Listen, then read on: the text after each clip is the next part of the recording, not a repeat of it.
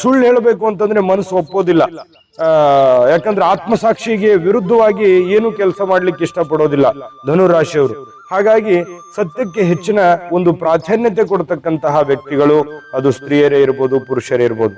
ಅನೇಕ ವಿಧವಾದ ಧರ್ಮ ಕಾರ್ಯಗಳನ್ನ ಮಾಡ್ತಕ್ಕಂಥದ್ದು, ಈ ದಾನ ಧರ್ಮ ಮಾಡುವಂಥದ್ದು ಅಥವಾ ಪರೋಪಕಾರ ಪರಸಹಾಯ ಮಾಡ್ತಕ್ಕಂಥದ್ದು ಇದೆಯಲ್ಲ, ಅದು ನಿಜವಾಗಿಯೂ ಬೇರೆಯವರಿಗೆ ಹೇಳ್ಕೊಂಡು ಮಾಡುವಂಥದ್ದಲ್ಲ, ಮನಸ್ಸಿನಲ್ಲಿ ಇಟ್ಕೊಂಡು ಮಾಡ್ತಕ್ಕಂಥದ್ರಲ್ಲಿ ನಿಸ್ಸೀಮರು ಧನುರಾಶಿಯವರು. ಇನ್ನು ಯಾವಾಗ್ಲೂ ಈ ಸ್ವತಂತ್ರವಾಗಿರ್ಲಿಕ್ಕೆ ಇಷ್ಟಪಡ್ತಕ್ಕಂಥದ್ದು, ಬೇರೆಯವರ ಅಧೀನದಲ್ಲಿರೋದಕ್ಕೆ ಇಷ್ಟಪಡೋದಿಲ್ಲ. ಯಾರು ಏನಾದ್ರೂ ಅಂದುಬಿಟ್ರು ಅಂತಂದ್ರೆ ಅದನ್ನ ಸಹಿಸ್ಕೊಳಕ್ ಆಗಲ್ಲ. ಮಾನ ಮರ್ಯಾದೆಗೆ ಜಾಸ್ತಿ ಒತ್ತನ್ನ ಕೊಡ್ತಕ್ಕಂಥವ್ರು ಧನುರಾಶಿಯವರು. ಬಹಳ ಸೂಕ್ಷ್ಮವಾದಂತ ಸ್ವಭಾವ. ಏನಾದ್ರೂ ಅಂದ್ಬಿಟ್ರೆ ಮನಸ್ಸಿಗೆ ಪರಿಣಾಮವನ್ನ ಮಾಡ್ಕೊಳ್ತಕ್ಕಂಥದ್ದು.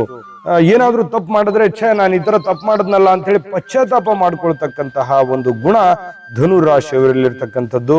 ಒಳ್ಳೆಯ ನಡತೆ, ಯಾರನ್ನೂ ಕಡೆಗಣಿಸ್ತಕ್ಕಂತಹ ವಿಚಾರಗಳಿರೋದಿಲ್ಲ. ಎಲ್ಲರನ್ನೂ ಇಷ್ಟಪಡ್ತಕ್ಕಂಥದ್ದು, ಎಲ್ಲರನ್ನೂ ಗೌರವಿಸಿ ಜೀವನ ಮಾಡ್ತಕ್ಕಂತಹ ವ್ಯಕ್ತಿಗಳಾಗಿರೋದ್ರಿಂದ ಸ್ವಲ್ಪ ಏನ್ ಮಾಡ್ತಾರೆ, ಯಾವಾಗ್ಲೂ ಈ ಜನ ಇವ್ರನ್ನ ಇಷ್ಟಪಡ್ತಾರೆ. ಧನುರಾಶಿಯವರು ನಿಮಗೆ ಬಹಳಷ್ಟು ಗೌರವವನ್ನ ಕೊಡ್ತಾರೆ, ಕಳ್ಕೊಳ್ಳೋದಕ್ಕೆ ಇಷ್ಟಪಡೋದಿಲ್ಲ.